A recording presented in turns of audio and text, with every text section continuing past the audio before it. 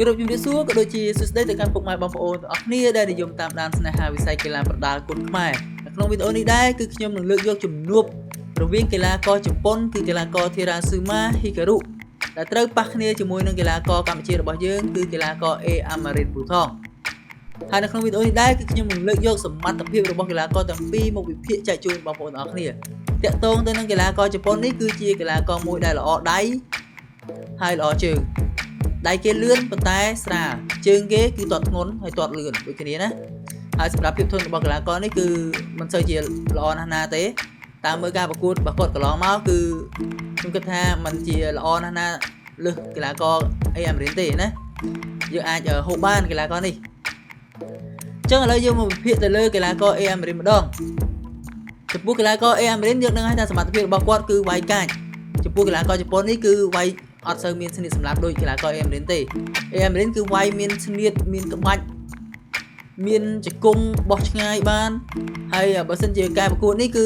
ដូចជាប្រកួត kickboxing ណា kickboxing អញ្ចឹងយើងអាចបោះជង្គង់ឆ្ងាយបានអញ្ចឹង A Amarin គឺគាត់មានអាវុធវែងអ្វីដែលសំខាន់គាត់ខ្ពស់អាវុធគាត់ធ្ងន់លឿនហើយយើងអាចទាត់ពីចង្អាយបានច្រើនណាចំពោះ A Amarin គឺគាត់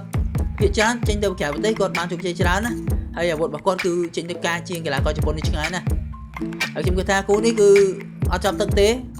ការប្រកួតនេះគឺអត់ចាប់ទឹកទេអាចនឹងជប៉ុននេះបោះបង់ការប្រកួតនៅក្នុងទឹកណាមួយបើតាមខ្ញុំទាយគឺមិនផុតទឹក2ទេការទាយរបស់ខ្ញុំគិតថាមិនផុតទឹក2ទេអញ្ចឹងការប្រកួតនេះគឺធ្វើឡើងនៅថ្ងៃទី5ណាទី5កញ្ញាឆ្នាំ2026នៅប្រទេសជប៉ុនអញ្ចឹងចំពោះការប្រកួតនេះដែរគឺរៀបចំឡើងនៅសវៀន Knockout Black នៃប្រទេសជប៉ុនណាបើសិនជាយើងឈ្នះគឺយើងនឹងតែល្បីហើយចេញទៅមួយឈុតនេះគឺនឹងតែអេមហើយនៅប្រទេសជប៉ុន